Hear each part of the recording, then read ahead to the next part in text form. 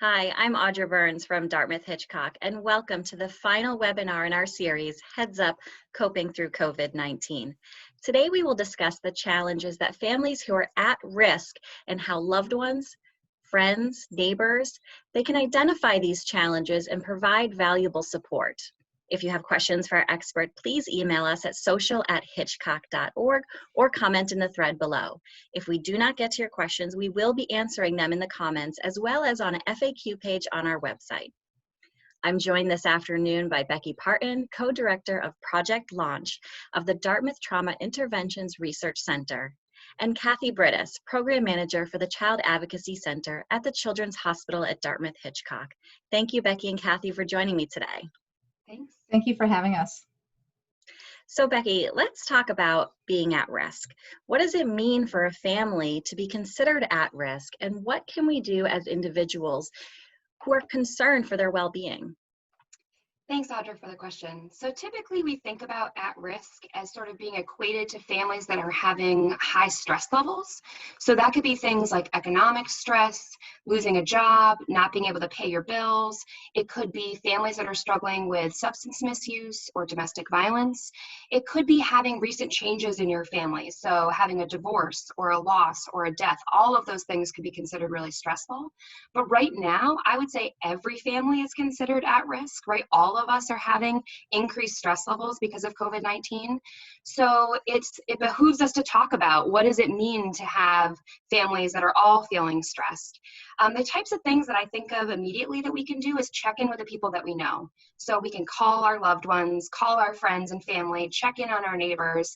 If you see a neighbor who looks really stressed out and they're yelling at their kids more, just say, how are you doing? Can I do anything to help?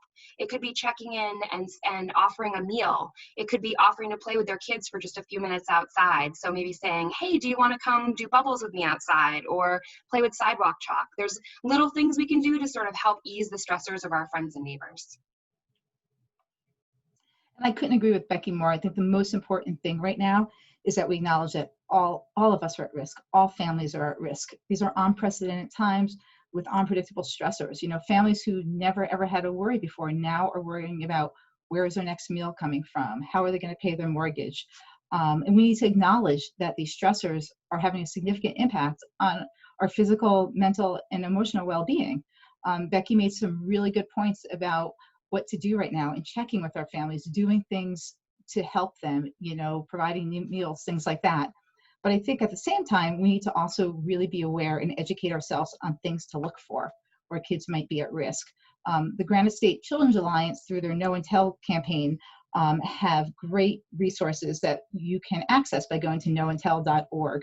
It's a great place to learn and educate. So some of the things that are important to look for are, you know, changes in a child's physical appearance and their behaviors. Are you seeing unexplained injuries or things that are concerning? Has a child's behaviors gone from, you know, a kid who's really engaged, have they become withdrawn? Have they become more aggressive? It's really important that we pay attention to those, as that's often a cry for help from our kids. We also need to pay attention to their environment. What is that like right now? We know that, you know, we stated with increased stress, you know, we're going to see an increase in substance use. We have families who are struggling more than ever. And so we need to really, really pay attention to that.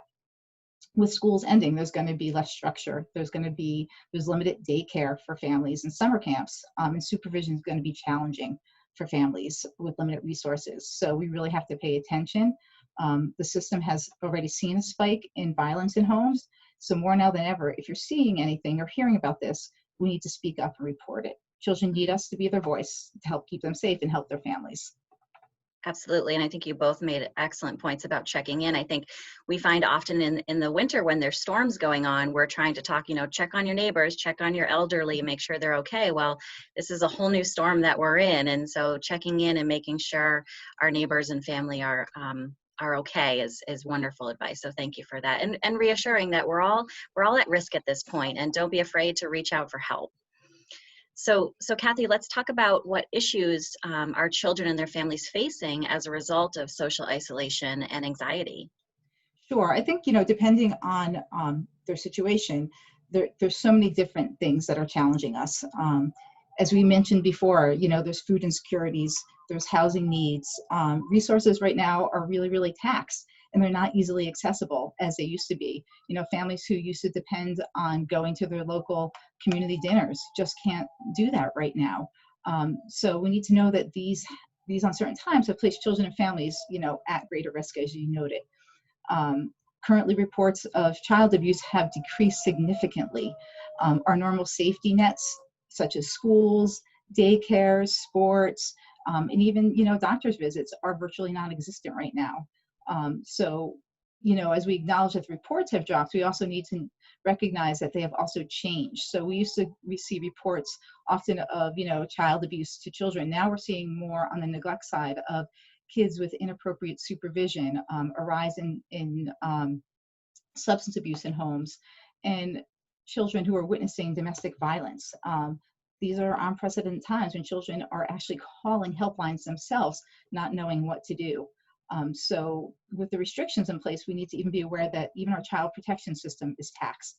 They're really not able to truly assess the needs and help families because it's being compromised by having to do this via telehealth or over the phone. And so these are really important things to pay attention to. And I'll have Becky speak more to the mental health needs of families right now. Yeah, thanks, Cathy. I would agree that right now, mental health is going to be everyone's concern, right? We're all, again, when we're feeling stressed, it's going to impact our mental health. So for all kids and families, I think there's this increased need for some sort of mental health services, and that can be anything from formal therapy to just checking in with friends and family, right? Like I could sort of call someone and say, how are you doing? And even just talking about it might make them feel a little better. So I think that the mental health side, just like the child welfare side, initially saw a drop in services and people accessing services, but we're starting to see more people calling for mental health services now. And I think we're only going to continue to see a need for mental health services. And Cathy referenced substance abuse. I think one of the things that's been happening lately is there's this sort of societal acceptance that the way to cope with this as adults is to drink more. And so I think on the other side of this, we're going to see more families who are struggling with alcohol in particular. And we also see families that previously had been sober or had been in recovery are really struggling with that because there's less formal supports in the same way. The other thing that I was thinking about in mental health in children is that anxiety looks different in kids. So it can look like anger or aggression, and families might notice that there's more fighting and they're not really sure why. Like, why are we fighting more than we normally do? Or what is going on that I'm noticing changes in my child's behavior? Some of the first things that might be impacted by stress could be the way that we eat, the time that we eat, our sleeping patterns, and our movement or exercise. And those are three of the main things that we can actually impact pretty quickly to try to get us back to our baseline. So getting back in a routine around sleep and around eating and trying to make sure that we're moving on a pretty regular basis, whether that's going for walks or having some activity with your kids or with your family, those things can actually help regulate you as well. That's great advice for, you know, making sure we stick with that routine. And I think it's definitely going to be challenging now that summer's here. Becky, I know that you're a mom. I think our kids are pretty similar in age. And I was, you know, looking forward to homeschooling being over with, but now it's the reality of, okay, well, now what? It's summer. So let's talk about what challenges can families expect to face as we head into summer without school, the structure of schooling. Yeah, I think we've all been faced with this impossible task as parents to try to care for our kids full time and often while working full time. There are some families who lost their jobs. That's just as stressful in some ways as trying to work full time and take care of your kids. So I think pretty much all families are going through some form of stress around that. It's also, I think a lot of people are anxious about what can we do? Where can we go? Can we go to the park? Can we go to the beach? Like, what kinds of things can I actually do with my kids? There are, you mentioned summer camps. There are some camps that are opening. There are daycares starting to reopen. I would encourage families, if you need care, please look for care. There are lots of resources in our local communities. So there's different websites that you can go to that we can put in the comments below, where you can search for what childcares are open, and you can try to find spots or spaces that line up with your needs and with your local area. I think that kids thrive on structure, and so summer camps and childcare programs really can help provide that. It's really hard to ask parents to provide the same level of structure that a childcare program or a summer camp program would provide. And if you don't have access to those things, or you don't feel comfortable yet sending your kids, that's okay too. And there's lots of resources, again, online.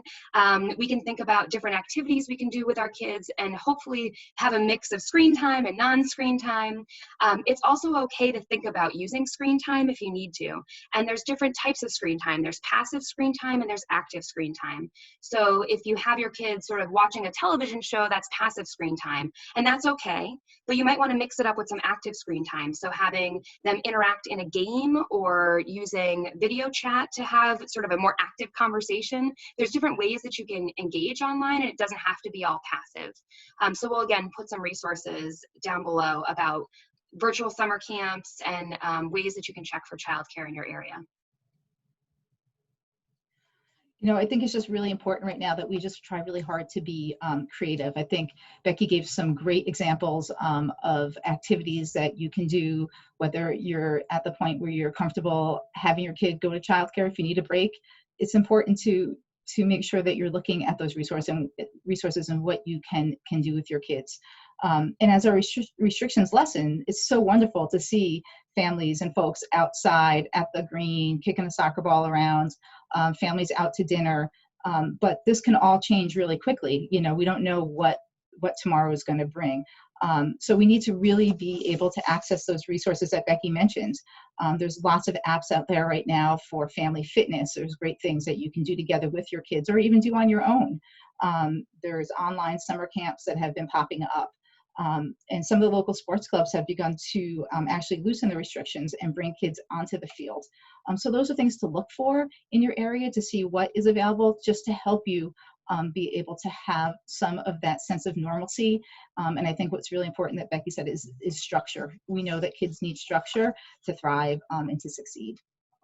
Absolutely. And you both mentioned virtual camps, and I know that Chad is putting together a virtual camp for the summer. It's going to be kicking off in July, so we'll be sure to include that link for registration and information below, because that's free and available for people in New Hampshire and Vermont. So we do have a viewer question that came in, and this one is for Cathy. What can communities do locally to support families during this time? I think it's important that we know what your local resources are, what's currently available in your area. It looks different depending on where you live, and depending on what your role is with a child and a family. It can look different on how you can support them. If you're a teacher, you know, look for creative opportunities over the summer. School's not in session, but it doesn't mean that you can't set up, you know, some virtual visits with kids and families, getting to know them as they're going to be hopefully entering back into the school year with you. But it's also allowing you to set eyes on them and see what that family might need and be able to help them in these situations. You know, as we talked about earlier, there's a lots of concerns for food insecurities.